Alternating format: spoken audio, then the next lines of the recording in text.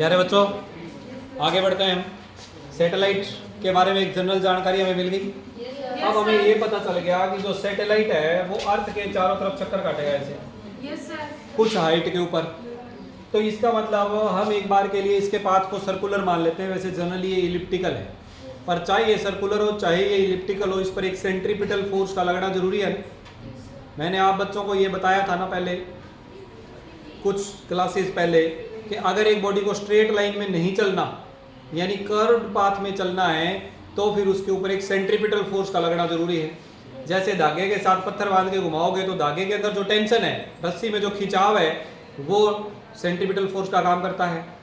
Gravitation के case में मान लो अर्थ चक्कर काट रही है सन के चारों तरफ, तो अर्थ और सन के बीच में जो ग्रेविटेशनल फोर्स है वो सेंट्रीपिटल फोर्स का काम कर रहा है। न्यूक्लियस के चारों तरफ इलेक्ट्रॉन चक्कर काट रहा है तो उन दोनों के बीच का जो चार्जेस के बीच में जो फोर्स है, इलेक्ट्रोस्टैटिक फोर्स, वो ग्रेविटेशनल फोर्स का काम कर रहा है। इसका मतलब अगर एक बॉडी को सर्कल में चलना है तो ग्रेविटेशनल सेंट्रीपिटल फोर्स चाहिए। लेकिन सेंट्रीपिटल फोर्स खुद कोई फोर्स नहीं होता है, कोई और फोर्स होता है जो उसका काम कर रहा होता है। मतलब कोई भी फोर्स जो बॉडी को सर्कल में चला रहा है उसी को सेंट्रीपिटल फोर्स बोलते हैं। ग्रेविटेशन चला रहा है तो ये सेंट्रीपिटल है, टेंशन चला रहा है रस्सी वाला तो वो सेंट्रीपिटल है, न्यूक्लियस और इलेक्ट्रॉन के बीच में जो इलेक्ट्रोस्टैटिक फोर्स है अगर वो चला रहा है तो वो सेंट्रीपिटल है। बोलो बेटे, इतनी बात समझ आ रही है कि नहीं आ रही? yes, तो इसका मतलब यहाँ पर एक फोर्स क्या लगना चाहिए? Centripetal force. Centripetal force centre की तरफ लगता है, हाँ या ना बोलो? yes, तो अब अगर ये हमारे पास कोई ऑब्जेक्ट है, हम इसे अपनी ब्यूटीफुल अर्थ ही मान लेते हैं, और इसके चारों तरफ कोई सैटेलाइट जो है वो रिवॉल्व कर रहा है। सैटेलाइट क्या कर रहा है बेटे? अगर सैटेलाइट रिवॉल्व कर रहा है तो अर्थ के सेंटर की तरफ क्या लगना चाहिए? Centripetal force. जबकि एक्चुअल में ये काम कर कौन रहा है? Gravitational force. तो ये दोनों एक ही तो है, हाँ या ना बोलो? yes, sir. तो F सेंट्रीपिटल कितना है? F centripetal on the satellite. देखो बेटे, सैटेलाइट की सेंटर से दूरी बताओ। R plus H. R plus centripetal force का फार्मूला होता है बेटे mv square divided by distance, divided by distance. तो डिस्टेंस कितना हुआ? r plus H. यहाँ तक तो कोई दिक्कत नहीं है। अब इस सैटेलाइट और अर्थ के बीच में लगने वाला ग्रेविटेशनल फोर्स बताओ। fg कितना? g अर्थ का मास, सैटेलाइट का मास, डिवाइडेड बाय दोनों के बीच के डिस्टेंस का स्क्वायर, हाँ या ना? अभी अभी हमने पढ़ा कि सेंट्रीपिटल फोर्स और ग्रेविटेशनल फोर्स दोनों क्या है?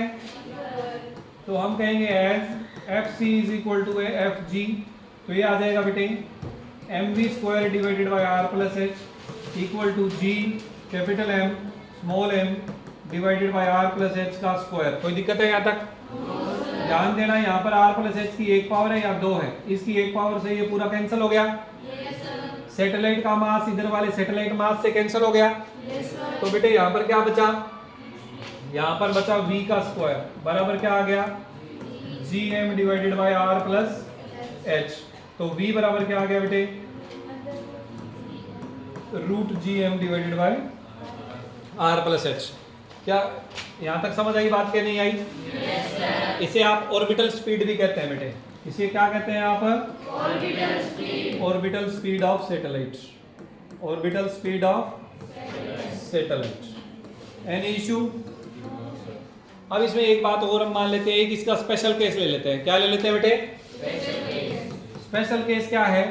If r is much greater than h।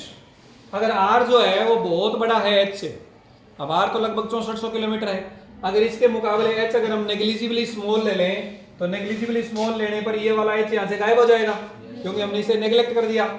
तो नेग्लेक्ट करने पर ऑर्बिटल स्पीड क्या आ जाएगी? Under root gm divided by r। Under root gm divided by r।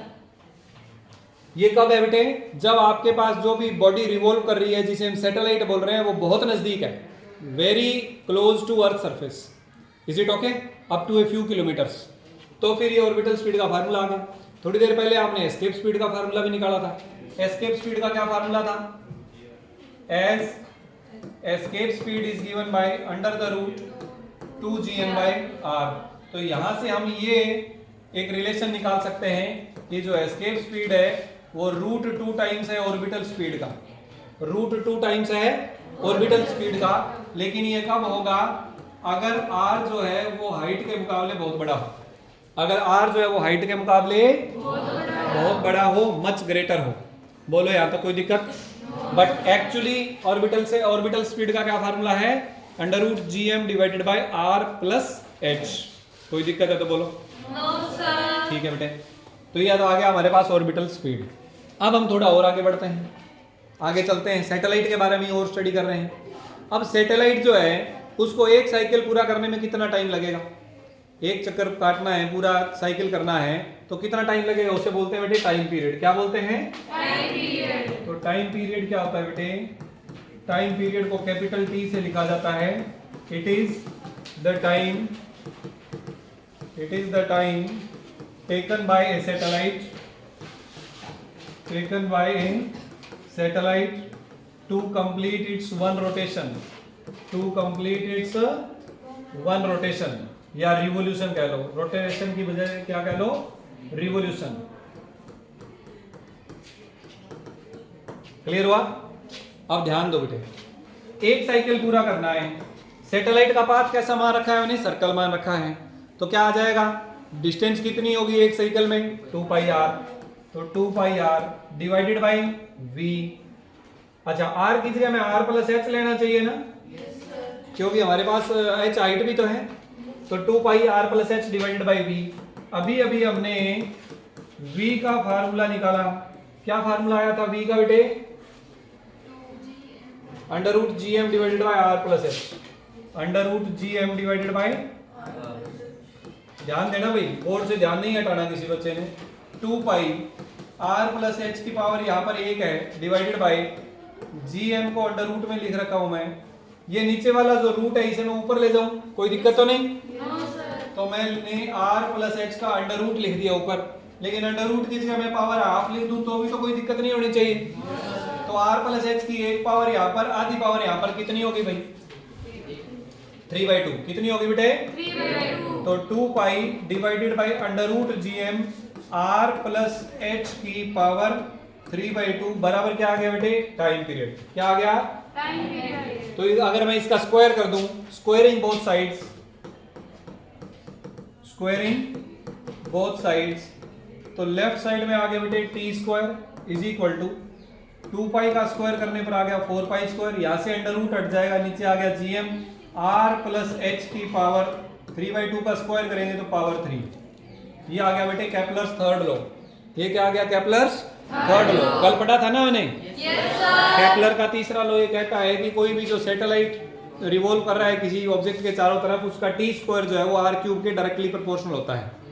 तो ये r³ ही तो है, r प्लस h का मतलब टोटल डिस्टेंस हो गया हमारे पास। अंडरस्टूड और नॉट? तो ये प्रूफ किसका आया बेटे, केपलर्स थर्ड लॉ का साथ में प्रूफ आ गया, साथ में टाइम पीरियड का फार्मूला आ गया। तो टाइम पीरियड का फार्मूला आप या ये डायरेक्टली ये यूज कर सकते हैं, या फिर टाइम पीरियड का स्क्वायर के टर्म्स में निकालना है तो ये यूज कर सकते हैं। कोई दिक्कत है तो बोलो। Any problem to anybody? ठीक है बेटे, तो ये जनरली टाइम पीरियड, और अभी अभी हमने क्या स्टडी किया था, ऑर्बिटल स्पीड। दो बातें हो गई, एक चीज और रहती है यहाँ पर, क्या, एनर्जी ऑफ द सैटेलाइट। क्या रहता है बेटे? Energy of the satellite. तो एनर्जी कितनी होगी सैटेलाइट की, एनर्जी ऑफ ए सैटेलाइट, अगर एक सैटेलाइट किसी प्लेनेट के या किसी एस्ट्रोनॉमिकल ऑब्जेक्ट के चारों तरफ रिवॉल्व कर रहा है तो उसमें दो टाइप की एनर्जी होती है, kinetic energy and potential energy. दोनों को जोड़ देंगे तो क्या आ जाएगा बेटे, total energy. It is the sum of kinetic energy and potential energy of a satellite. किसी सैटेलाइट की काइनेटिक एनर्जी और पोटेंशियल एनर्जी को जोड़ दीजिए, आपके पास टोटल एनर्जी आ जाएगी। तो टोटल एनर्जी को हम E से लिखते हैं, इसे लिख देंगे K plus U। E is equal to K plus U। K kinetic energy, U potential energy. ठीक बात है जी? बस अब कैलकुलेट कर लेते हैं। What will be kinetic energy? K बराबर कितना बेटे, half mv²। v orbital speed है, इसका स्क्वायर अगर हम करेंगे तो यहाँ अभी आपने ऑर्बिटल स्पीड निकाल रखी थी, क्या आया था, √gm/r+h। तो इसके लिए यहाँ क्या फार्मूला आ जाएगा बेटे, half M under root G M by R plus H. इसका क्या कर देना है आपने, स्क्वायर कर देना है। तो काइनेटिक एनर्जी बराबर आ गया बेटे हाफ एम, इसका रूट हट जाएगा तो G M divided by R plus H. तो इसे मैं दोबारा से रीशफल करके ऐसे लिख दूं, G capital M small M divided by 2 multiplied by R plus H. इसे एक बार इक्वेशन 1 बोल दूं, कोई दिक्कत तो नहीं है? ठीक है, इक्वेशन 1 इसे बोल देते हैं, इसे 2 बोल देते हैं। तो काइनेटिक एनर्जी आ गया।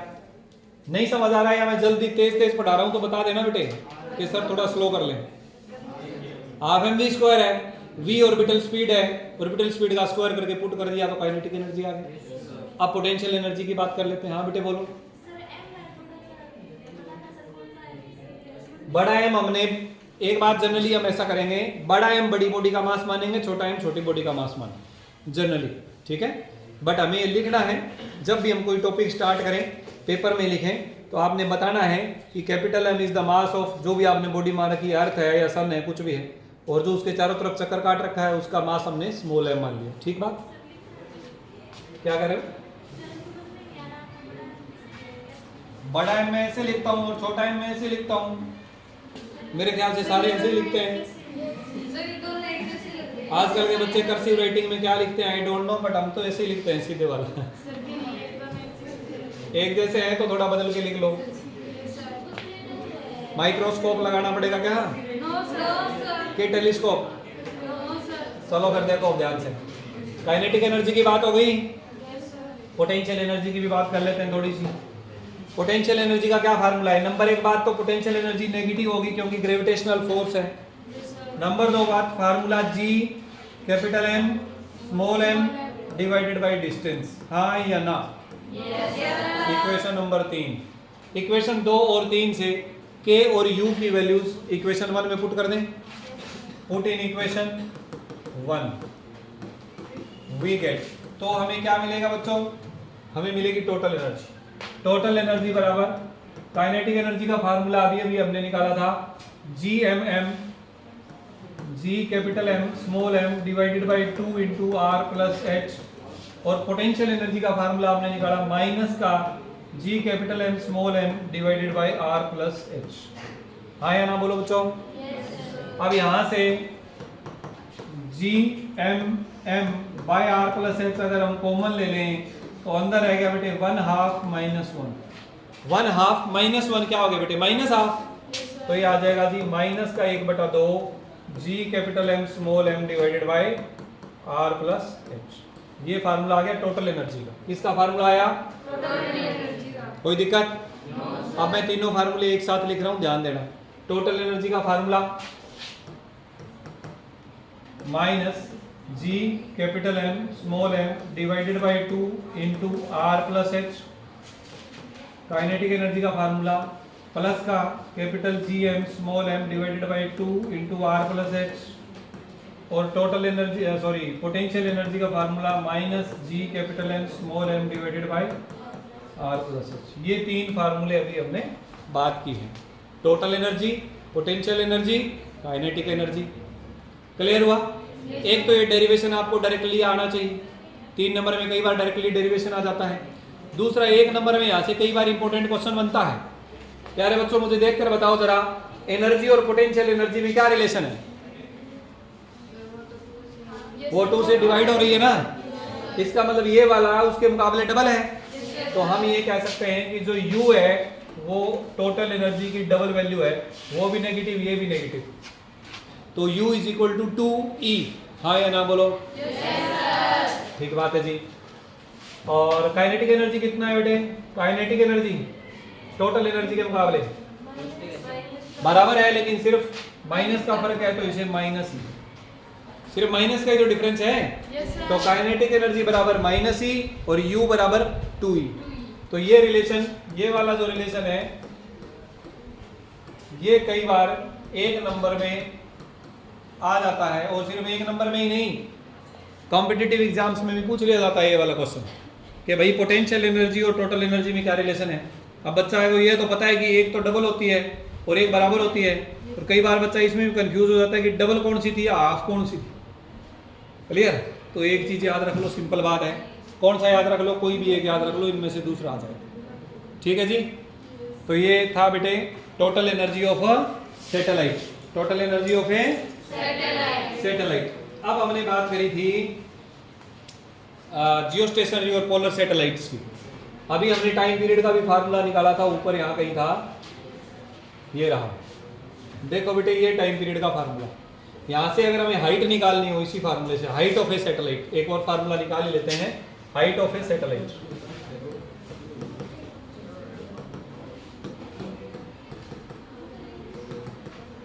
एच अगर निकालना हो तो ये बड़ा एच, ध्यान दो बेटे इधर, ये हमें पावर 3/2 हटानी पड़ेगी पहले तो r प्लस एच की पावर 3/2,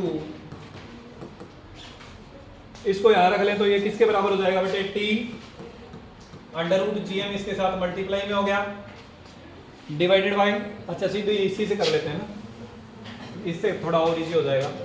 r प्लस एच की पावर 3 बराबर क्या हो जाएगा बेटे? T square into G M divided by क्या आ जाएगा? 4π²। बोलो यहां तक कोई दिक्कत? इधर से अगर मैं 3 पावर हटाऊं तो राइट साइड में 1/3 हो जाएगी ना पावर, तो r प्लस एच किसके बराबर हो जाएगा बेटे? t की पावर 2 तो पहले से है, 1/3 करेंगे तो 2/3 होगी टोटल। Yes sir. और gm डिवाइडेड बाय 4π², इसकी पावर मैं क्या कर दूं? 1/3। कोई दिक्कत? तो h क्या आ जाएगा बेटे? सिंपल है, gm डिवाइडेड बाय 4π², इसकी पावर 1/3 मल्टीप्लाई में t की पावर 2/3, r इधर ले आओ, माइनस में r, ये आ जाएगा बेटे हाइट का फार्मूला। ये क्या आ जाएगा? हाइट का फार्मूला। अब अगर आपको पोलर सैटेलाइट और जियो स्टेशनरी सैटेलाइट की हाइट, जियो स्टेशनरी सैटेलाइट की अगर हम बात करें, हाइट कैलकुलेट करना है, जी पता है ना? अरे बच्चों जी पता है क्या? अर्थ का मास पता है? लगभग 6 गुना में 10 की पावर 24 किलोग्राम, अप्रोक्सीमेटली 6 × 10⁻24 किलोग्राम। पाई पता है? 3.14 या 22/7। टाइम पीरियड पता है? ये यस की आवाज लाउडनेस कम क्यों हो रही है? टाइम पीरियड नहीं पता तो बोलो सर नहीं पता, फिर मैं बताऊंगा। पता है कि नहीं है? जियो स्टेशनरी सैटेलाइट का टाइम पीरियड कितना? अर्थ के बराबर। अर्थ का टाइम पीरियड अपनी एक्सिस पर कितना? 24 घंटे। तो टी कितना आ गया? 24 आवर्स। अर्थ का रेडियस पता है? जब सब कुछ पता है तो वैल्यू आ जाएगी एच की कि नहीं आ जाएगी? ये जब हम कैलकुलेट करेंगे वैल्यूज पुट करके तो ये 36,000 किलोमीटर आ जाएगा लगभग। अप्रोक्सीमेटली कितना आ जाएगा? बस आज का आपका यही काम है कि भाई इसकी जियो स्टेशनरी सैटेलाइट का हाइट कैलकुलेट करनी है, ये सारी वैल्यूज पुट करके। क्लियर? तो आज के 2-3 काम हो गए। एक तो मैंने आपको बताया था पोलर सैटेलाइट और जियो स्टेशनरी सैटेलाइट के बारे में डिटेल जानकारी और 2-2 सैटेलाइट के नाम जो प्रेजेंटली वर्किंग में इंडिया की तरफ से। ठीक। दूसरा काम है जियो स्टेशनरी सैटेलाइट की हाइट कैलकुलेट करना बाय यूजिंग दिस फार्मूला। तीसरा काम, पोलर सैटेलाइट हमने मान लिया कि 500 किलोमीटर पर है, मानना है 500 से 800 है तो हमने 500 मान लिया। तो हाइट हमारे पास आ गई तो उसका टाइम पीरियड निकालना है। क्या निकालना है? Time period. टाइम पीरियड इस फार्मूले का यूज करके यहाँ वैल्यूज पुट करेंगे। r 6400, h 500, g और m की वैल्यू अभी बताई थी, t स्क्वायर आ जाएगा, अंडर रूट कर देना, t आ जाएगा। आपका ये काम भी है कि पोलर सैटेलाइट का टाइम पीरियड कैलकुलेट करें। आप देखेंगे कि एक दिन में कितनी बार चक्कर काट सकता है पोलर सैटेलाइट पूरी पृथ्वी के। मान लो कोई पोलर सैटेलाइट जिसका टाइम पीरियड 1 घंटा है तो वो 24 चक्कर काट सकेगा ना पूरी अर्थ के? हाँ या ना बोलो? तो इस प्रकार अगर आपको टाइम पीरियड पता चल जाएगा तो आप ये अंदाजा लगा सकते हैं कि पोलर सैटेलाइट एक दिन में धरती के कितने चक्कर काट सकता है पूरी पृथ्वी। ठीक है बच्चों? थ्योरेटिकली हमारा ये चैप्टर ग्रेविटेशन का शुभ समापन होता है। न्यूमेरिकली अभी ये पेंडिंग में है। अब हमने इसके क्या करने हैं? न्यूमेरिकल्स करने हैं।